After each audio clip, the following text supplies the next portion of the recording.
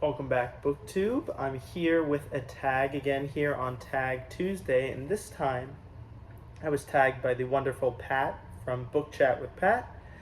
And we're going to be doing the mid-year book freakout tag for 2025. So hopefully, if this goes well and Booktube continues to, I continue to keep making videos, it'll be something that I can make a recurring video on the channel. I know that's what a lot of other people mention, that they do this one, annually around end of June. So I'm a bit, maybe, a week behind the true mid-year, but I really like the prompts in this one, as well as, of course, Pat's video, which I'll link in the description. But it looks like we have 16 questions, and so we're just gonna jump right into them, with number one being the best book you've read so far, and this is in 2025. And I mean, for this, I'm going to be repeating probably books that I've liked or mentioned in previous videos, but that would be Anna Karenina, probably is my favorite fiction book thus far in the year. And then nonfiction would be Endurance by Alfred Lansing, about Edward Shackleton and Antarctica, the ship, the Endurance, sinking and their survival, in the not quite South Pole, but Arctic Circle, I guess. Those two, definitely thus far have been just spectacular, and that's what you search for in books. It's just that the ones that you can't stop thinking about even months after reading them. So definitely those are the best so far, but we'll see. 6 more months to find stuff that could usurp them. So excited for that as well. Number two, best sequel you've read so far. And this is a weird one because I definitely know I'm not in the middle of a series or anything right now, and a lot of what I've been reading has either been standalone novels or nonfiction, which I guess really never will be a sequel. So really the only thing that might fit here is when I read the Star Trek novel for just trying to get into science fiction. I guess technically that could be a sequel just because there's so many books in that series, and I did enjoy it. But overall, not in too many series. I guess, yeah, because even the Louis L'Amour I read for June on the Range, even though Louis L'Amour has tons of series, the one I read, I'm pretty sure, was a standalone. Although I guess I'm not 100% sure if Mike Shevlin, the main character in the book I read, if he shows up in other stories. I guess I would need to check on his story, but that's it for sequels. Number three, new release you haven't read yet but want to. And this is one that you may have seen on Booktube, and it's Elman's Joyce. This is a book, I like the description, it's a biography of the biographer. Richard Ellman wrote a biography on James Joyce, I think in the 60s or 70s, that got worldwide acclaim. And I've only read one James Joyce book, that was A Portrait of the Artist, the Young Man, something, I can't remember the exact prepositional phrases there. And I liked it. It was a bit weird to read. And I think before I read Elman's Joyce, Elman's Joyce is written by, I think, Zachary Leader. It comes in this really nice, like, bright orange hardcover. I think Pat might show it in this video. She's certainly shown it on her channel that she read through it as she was reading Finnegan's Wake. But I want to read that, but I think I want to read some more Joyce first. So I have a copy of Dubliners, and then I'll probably find some other stuff on Gutenberg, just to read through. Now, will I read Finnegan's Wake or Ulysses? I don't know if I'll do that before biography, or should maybe I read Elman's biography before I read Zachary Leader's biography of the biography, if that makes any sense. So it's certainly one I haven't read yet, but I know I want to, and of course that means getting a copy or seeing if my library has it, which my library doesn't even have James Joyce by Richard Ellman, so I need to find that as well, I guess. But definitely want to just sort of dive into that world of Irish literature. Number four, most anticipated release for the second half of the year. And this one's a bit tough because I'm not great at keeping up with new releases. I know Steve Donahue, he is constantly showing new releases and giving his thoughts and obviously writing about them, but not something I have specifically marked, okay, here in September, I need to check this one out. So I'll see, what my library has and see everything see if anything catches my eye, but nothing that I have marked at the moment. Five, the biggest disappointment, and this is first half of 2025, and for me, that's going to be The Red Badge of Courage. I read this. It's by Stephen Crane. It's a Civil War, I guess, novel. It's very short, and I don't know.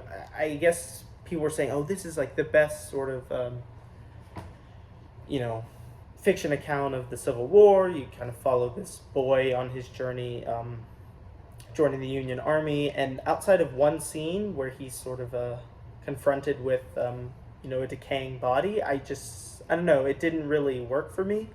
Whereas when I read McPherson's Battle Cry of Freedom, a nonfiction Civil War, I was enthralled the whole time. So maybe I just wasn't a fan of the fiction, or I was in a bad mood when I was reading it. I'm not really sure, but I guess that would be my biggest disappointment. And maybe that's just I think this is a book that's actually read maybe in school, so maybe I need some more explaining to me of why it's so highly revered. But that's my biggest disappointment thus far.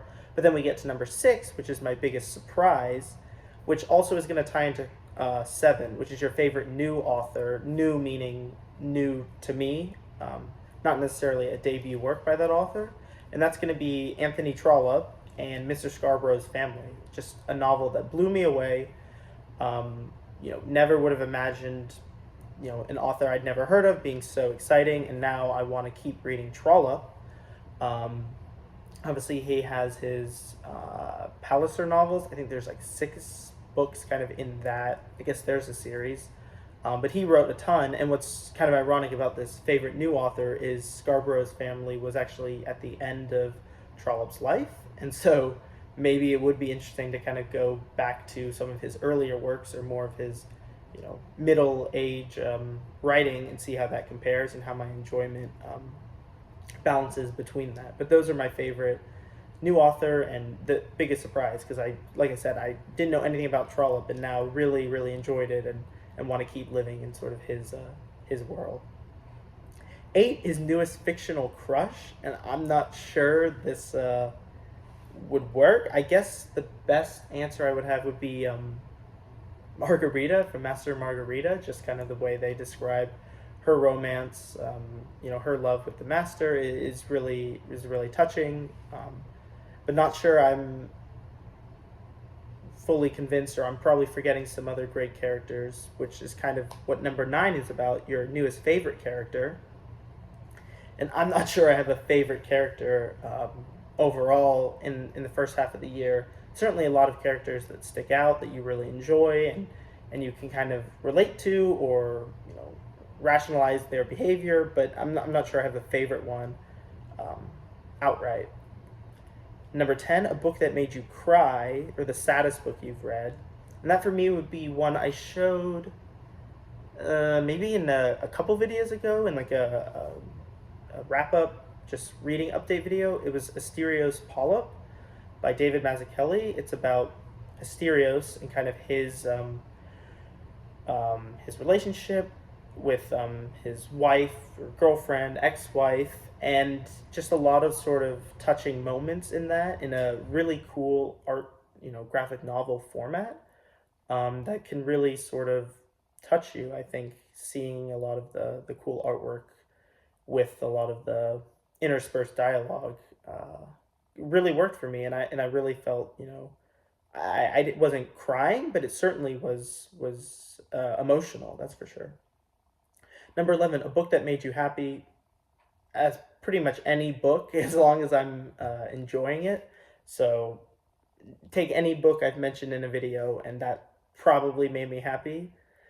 Number 12, favorite book to film adaptation you saw this year. And this one's tough because I haven't seen very many movies. For instance, I'm recording this on Tuesday after the 4th of July. So in America, I got the day off from work and was visiting family, and we went and saw the Formula One movies. So I know that's not based off a book, but that's maybe the only movie I've seen this year. Certainly the only one I've seen in theaters. I watched The Accountant, not the second one, the first one, maybe that was a few months ago. I can't remember. And that was good. But once again, I don't think that's a book adaptation either. So yeah, maybe I need to find more book adaptations or film adaptations of books, but I don't have anything specific there. And number 13, the favorite review you've written this year, or for Booktube, the favorite video you've done. And I think for me, well, I did write a review. I have a couple up right now on Substack. My favorite one is on Vince Guaraldi, probably just because I love reading and writing about Vince Guaraldi, and especially listening to his music.